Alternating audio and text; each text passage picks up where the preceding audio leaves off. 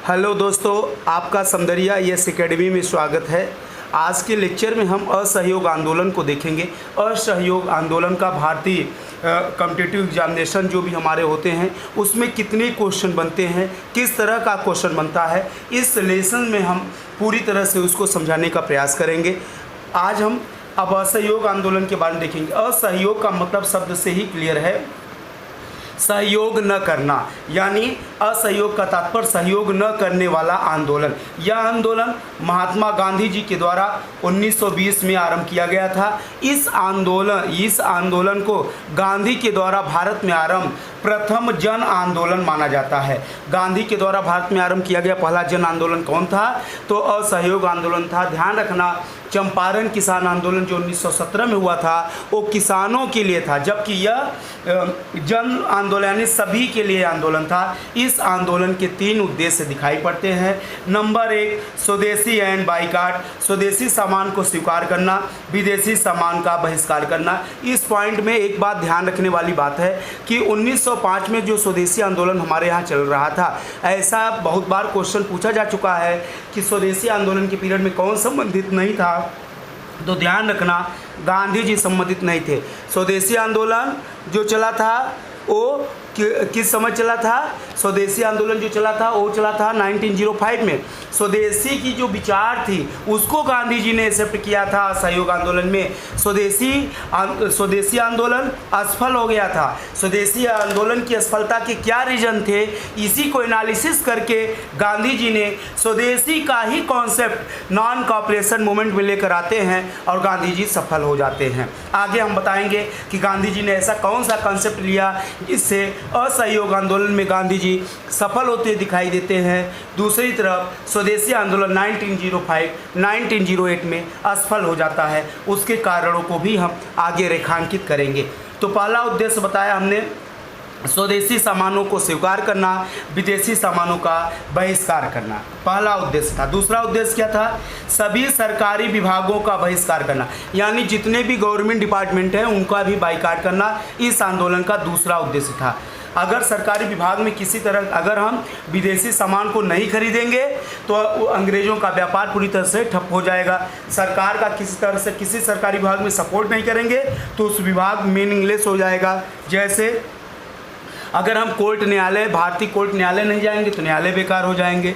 School college में अपने बच्चों को नहीं पढ़ाएंगे, स्कूल कॉलेज बेकार हो जाएंगे। इस तरह से सरकारी जो भी काम करना है गांव के लोग, जैसे न्याय निर्णय का काम करना है, गांव के वरिष्ठतम लोग ही न्याय निर्णय का कार्य कर लेंगे। गांव के पढ़े लिखे लोग ही स्कूल बच्चों को पढ़ाने का, स्वदेशी स्कूल का काम करेंगे। इस तरह से सारे कार्य गाँव के लोग ही करने लगेंगे और सभी विदेशी सरकारी जितने भी डिपार्टमेंट हैं सबको पूरी तरह से बाइकाट करना था। यह इस आंदोलन का दूसरा उद्देश्य था। तीसरा उद्देश्य था सभी सरकारी उपाधियों का बहिष्कार करना, यानी सरकार के द्वारा जितनी भी उपाधियां मिली हैं सभी उपाधियों का बहिष्कार करना इस आंदोलन का तीसरा उद्देश्य था। गांधी जी केसरे हिंद की उपाधि इसी समय बहिष्कार किए थे। ध्यान रखना, एग्जाम में आया है कि गांधी जी केसरे हिंद की उपाधि कब वापस किए हैं, तो केसरे हिंद की उपाधि असहयोग आंदोलन के समय ही उन्होंने वापस की थी। बहुत जगह बुकों में हम देख रहे हैं, जैसे लूसेंट वगैरह में बहुत सारी छोटे बुकें जितने भी हैं, इसमें रोले टेट कर देता है, आधा गलत दे देता है, जिससे कि प्रतिभागियों के लिए काफ़ी परेशानी का सामना करना पड़ता है। तो इन सब बातों का ध्यान रखकर ही हमने लेक्चर को बनाया है और हमारे बनाने का यही उद्देश्य है कि जो प्रॉपर कॉम्पिटिटिव एग्जाम है उसमें कैसे क्वेश्चन आते हैं, उसका एग्जैक्ट आंसर क्या होता है, इन सबको पूरी तरह से जानना हमारे लिए सबसे ज़्यादा ज़रूरी है। असहयोग आंदोलन हमारे देश में उद्देश्य हमारा तीनों क्लियर हो गए। स्वदेशी सामान का बाई करना, सरकारी स्कूल विभागों का बहिष्कार करना, सरकारी उपाधियों का बहिष्कार करना। यह आंदोलन 1 अगस्त 1920 को भारत में आरंभ हुआ था और उसी दिन खास बात है बाल गंगाधर तिलक की मृत्यु हो गई थी। तिलक की मृत्यु के दुख में गांधी जी ने क्या किया था? तिलक फंड की स्थापना की थी, जिसका जिक्र हम आगे बताएंगे। ठीक है, असहयोग आंदोलन के अब आधार की बात हम करेंगे जिसको हमने स्वदेशी आंदोलन से पुट किया था, यानी स्वदेशी आंदोलन असफल हुआ था, गांधी का असहयोग आंदोलन सफल हुआ था। दोनों का थीम स्वदेशी व बाइकाट था। ऐसा क्यों? ऐसा इसलिए हुआ था कि गांधी जी अपने आंदोलन को सफल करने के लिए खादी ग्रामोद्योग की स्थापना किए थे, वह चरखा का कॉन्सेप्ट लेके आए थे। खादी ग्रामोद्योग में क्या था? खादी ग्रामोद्योग एक दुकान थी। सीधे शब्दों में अगर बात की जाए तो एक दुकान है जो गांव या कस्बे स्तर पर खोली जाती थी। इस गांव या कस्बे के लोग जिस चीज़ का प्रोडक्शन करते थे या उत्पादन करते थे, अपनी ज़रूरत की चीज़ों को रखकर इस दुकान में जमा कर देते थे या दुकान में बेच देते थे। उसके एवरेज में अपने ज़रूरत के सामान ले लेते थे। इस प्रकार खादी ग्रामोद्योग एक ऐसा संस्था बन गया था जो लोगों की सभी आवश्यकताओं यानी उनकी ज़रूरतों के अकॉर्डिंग आदान प्रदान हो जाता था, जिससे वे ब्रिटिश के किसी सामान के प्रति उनके ऊपर एक प्रेशर नहीं होता था कि नहीं ये सामान भारतीय में नहीं मिलेगा, ब्रिटिश से मिलेगा। तो कहने का मतलब जो हमारे यहाँ हमारे देश में प्राचीन काल में एक सिस्टम चल रहा था जिसको हम क्या कहते हैं, जिसके द्वारा गांव के लोग ही आपस बॉटम सिस्टम, सेम उसी तरह उसी कॉन्सेप्ट के आधार पर बॉटम सिस्टम के आधार पर ही खादी ग्रामोद्योग था। इसमें लोग अपनी आवश्यकताओं की वस्तु खरीदते थे और बेचते थे और इससे यह आंदोलन की सफलता में सबसे महत्वपूर्ण योगदान दिखाई पड़ता है। नंबर 2, चरखा का कॉन्सेप्ट। चरखा में क्या था? चरखा की बात अगर करें तो ध्यान रखना है कि जो मुस्लिम अटैकर थे, मुस्लिम अटैकर के साथ ही तुर्की आक्रमणकारी के साथ ही भारत में चरखे का आगमन 11वीं सदी में दिखाई पड़ता है। और चरखे का मतलब यहाँ पर सिर्फ इतना था कि जो स्वदेशी सामान थे, स्वदेशी जो काटन कपड़े बनाए जाते थे वो अत्यधिक महंगे होते थे, जबकि अंग्रेज मिल से बने कपड़े सस्ते होते थे, जिसके कारण और उस समय भारत में अत्यधिक गरीबी थी। इस कठिन स्थिति में भारतीय अंग्रेजी कपड़े खरीदने को मजबूर थे। तब गांधी जी ने पुनः भारतीयों को देसी कपड़ा पहनाने के उद्देश्य से उन्होंने जो तिलक फंड स्थापित किया था, तिलक फंड स्थापित किया था। तिलक फंड से 1 करोड़ निकालते हैं, उस 1 करोड़ से 20 लाख चरखे परचेज करके खरीद करके और सभी गरीब क्लास या सभी आम नागरिक जो कपड़ा बनाने में असफल था या जिनके पास चरखा खरीदने में असफल था, उनको डिस्ट्रीब्यूट कर देते, बांट देते हैं। इसका यह प्रभाव पड़ता है कि सभी लोग अपने पहनने के लिए कपड़ा बनाने में सफल हो जाते हैं और अंग्रेज की जो काटन इंडस्ट्रीज से जो कपड़े आते थे, अंग्रेजी जो कपड़े आते थे भारत में, वो पूरी तरह से असफल होते दिखाई देते हैं। अब यहाँ पर एक कॉन्सेप्ट हमें लेना है।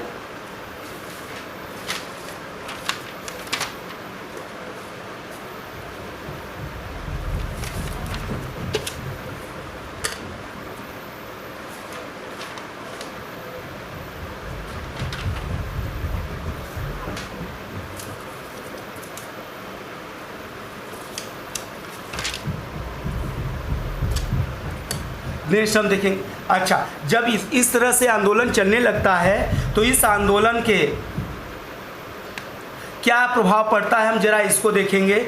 इस आंदोलन का यह प्रभाव होता है क्योंकि भारतीय अपने ज़रूरत की चीज़ों के लिए स्वयं सक्षम होते दिखाई देते हैं, तो जितना ज़्यादा भारतीय सक्षम होते थे उनकी निर्भरता अंग्रेजी सामानों से उतना ही कम होती चली जाती थी, जिससे अंग्रेजी व्यापार पूरी तरह से खराब होने लगता है। क्योंकि हम सभी को पता है कि जनसंख्या में भारत हमेशा से ही ठीक ठाक था, यानी 1921 के बाद अगर हम देखें तो भारत की जनसंख्या हमेशा बढ़ी ही है, कभी भी जनसंख्या की प्रॉब्लम भारत में नहीं हुई है। तब ऐसी स्थिति में जब हम भारतीय अंग्रेजी सामान को नहीं खरीदेंगे तो उनका व्यापार पूरी तरह से ठप होने लगता है। तब जिस तरह से अपने यहाँ काटन इंडस्ट्री कहाँ पे है, अहमदाबाद, सूरत, उसी तरह से ब्रिटेन का वेल्स शहर है। तब नवंबर 1921 में प्रिंस ऑफ वेल्स भारतीय नेताओं से बातचीत करने के लिए भारत आता है। कि आप लोग मेरे कपड़े को परचेज करो। जैसे ही प्रिंस ऑफ वेल्स मुंबई में आता है, इसका व्यापक स्तर पर विरोध किया जाता है। इसी विरोध का एक स्वर चोरी चोरा गोरखपुर में दिखाई पड़ता है, जहां पर पुलिस के द्वारा भीड़ को पहले कुछ लोगों को पीटा जाता है, और जब भीड़ ज़्यादा हो जाती है तब भीड़ पुलिस का पीछा करती है, पुलिस आगे आगे भीड़ पीछे पीछे। इस तरह से पुलिसकर्मी अपने चोरी चोरा थाने के अंदर जाकर अपने को अंदर करके बंद कर लेते हैं। भीड़ को भी मौका लगती है। भीड़ भी 5 फरवरी 1922 को पूरे थाने को जला देती है, और जलाने के बाद पूरे पुलिसकर्मी जल के राख हो जाते हैं। इससे अब इस सिचुएशन से जैसे ये घटना होती है, इस हिंसात्मक रूपी घटना के बाद गांधी जी ने 12 फरवरी 1922 को असहयोग आंदोलन वापस कर लिया था। एक खास बात है, यहाँ पे कुछ लोगों ने गांधी का यहाँ पर विरोध किया कि गांधी जब हम लोग एग्रेसिव हो गए तो गांधी ने आंदोलन को वापस ले लिया। गांधी जी इसलिए आंदोलन को वापस ले लिए कि अगर गांधी जी आंदोलन को वापस न लेते तब ब्रिटिश इसका अच्छे से प्रभाव डालता। जैसे 1857 की रिवोल्ट में हुआ था, ठीक वैसा ही फिर दिखाई पड़ता। जो लोगों में देशभक्ति का जज्बा था, क्रांतिकारी भावनाएं थी, वो पूरी तरह से दब जाती, और 100 साल तक हम लोग फिर से अंग्रेज़ के चंगुल में फंसे रहते। इन्हीं सब कारणों को एनालिसिस करके, हिस्टोरिकल घटनाओं को एनालिसिस करके गांधी जी 12 फरवरी 1922 को असहयोग आंदोलन को वापस कर लेते हैं। जैसे ही गांधी जी असहयोग आंदोलन को वापस कर लेते हैं, उसके बाद क्या होता है, जस्टिस बर्केनहेड था, वो इस केस का पूरा ब्लेम गांधी के ऊपर लगाता है, और गांधी जी को 10 मार्च 1922 को 6 साल के लिए कड़े कारावास के लिए जेल का कारावास दे देता है। गांधी जी जब जेल चले जाते हैं, फिर क्या होता है, आंदोलन जो चल रहा था वो पूरी तरह से आंदोलन रुक जाता है। किंतु जेल में गांधी का स्वास्थ्य खराब होने के कारण अंग्रेज़ों ने 1924 में ही गांधी को छोड़ दिया, क्योंकि गांधी का स्वास्थ्य डे बाई डे गिर रहा था। और जब गांधी जी को छोड़ देता है तो उसी समय 1924 में ही गांधी जी कांग्रेस के एकमात्र अधिवेशन बेलगांव अधिवेशन में कांग्रेस के अध्यक्ष बनते। बेलगांव कहाँ है, बोलो, कर्नाटक में है। गांधी जी इसी एकमात्र अधिवेशन में कांग्रेस के अध्यक्ष होते हैं। इसके बाद गांधी जी कभी भी कांग्रेस के अध्यक्ष नहीं बने थे। यह विशेष ध्यान रखना है। ये बार बार क्वेश्चन आया है कि गांधी जी किस अधिवेशन में अध्यक्ष हुए हैं, तो 1924 बेलगांव अधिवेशन में ही गांधी जी कांग्रेस के अध्यक्ष दिखाई पड़ते हैं। अब हम ये बेसिक चीज़ें इस लेसन की समाप्त हो गई। अब इसमें कुछ हमने नोट करके पॉइंट इंडिकेट किया है, जो आपके पॉइंट ऑफ एग्जामिनेशन बहुत ही इम्पोर्टेंस है। हम उस पॉइंट को 1 बाय 1 रेखांकित करने का प्रयास करेंगे। सबसे पहला पॉइंट हमने बताया कि स्कूल बाइकाट। हमने बताया था गांधी जी का इस आंदोलन का एक आधार था कि सभी सरकारी विभागों का बहिष्कार करना। इसमें सरकारी स्कूलों का बहिष्कार भी जुड़ा है। जब गांधी जी स्कूल के बहिष्कार की बात करते हैं तो आरंभ में लाला लाजपत राय इसका विरोध करते। लाला लाजपत राय का मानना था कि सरकारी स्कूलों का बहिष्कार करना हमारे बच्चों के लिए भविष्य के लिए खतरा होगा और उनका भविष्य खतरे में पड़ेगा। किंतु गांधी ने जब यह बताया कि सरकारी स्कूलों का बहिष्कार करेंगे लेकिन स्वदेशी स्कूलों का नहीं, और हम अपने बच्चों को स्वदेशी स्कूलों में पढ़ाएंगे, इससे सरकारी विभाग बाइकाट होगा और हमारा आंदोलन सफल होगा। तो लाला लाजपत राय गांधी की बातों को यहाँ पर स्वीकार कर लेते हैं। पहला पॉइंट ये ध्यान रखना है कि किसने विरोध किया था, तो लाला लाजपत राय। इसी तरह ने दूसरा पॉइंट, इसी विरोध में गांधी जी केसरे हिंद की उपाधि वापस किए थे। क्वेश्चन आया गांधी जी केसरे हिंद की उपाधि किस आंदोलन में वापस किए थे, तो ध्यान रखना गांधी जी केसरे हिंद की उपाधि असहयोग आंदोलन के समय वापस किए थे। नेक्स्ट पॉइंट एक क्वेश्चन, 1924 बेलगांव अधिवेशन, जो हमने बताया था गांधी जी एकमात्र बार कांग्रेस के अध्यक्ष बने थे। अच्छा, गांधी के बारे में एक चीज़ अगर कभी क्वेश्चन पूछा गया गांधी जी का भारत में प्रथम आंदोलन कौन था, भारत में प्रथम आंदोलन पूछा जाएगा तो चंपारण किसान आंदोलन बताना है।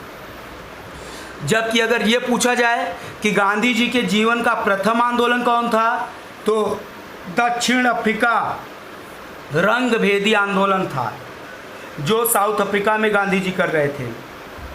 इसके बारे में डिटेल में हम बताएंगे कि वो 1993 में दादा अब्दुल्ला के केस के मामले में गांधी जी साउथ अफ्रीका जाते हैं और साउथ अफ्रीका का एक स्टेशन है, स्टेशन का नाम है डरबन। कौन सा स्टेशन? Durban station. ध्यान रखना, डरबन स्टेशन पर गांधी जी को ट्रेन से नीचे, एसी कोच से नीचे गिराया गया था और इसी गिराए जाने के कारण ही गांधी जी रंगभेदी आंदोलन आरंभ किए थे। आंदोलन को सफल करने के लिए गांधी जी साउथ अफ्रीका में इंडियन ओपिनियन समाचार पत्र जारी करते। कौन सा समाचार पत्र? इंडियन ओपिनियन समाचार पत्र जारी करते हैं, जो हिंदी के साथ गुजराती, तमिल, अंग्रेजी में प्रकाशित होता था।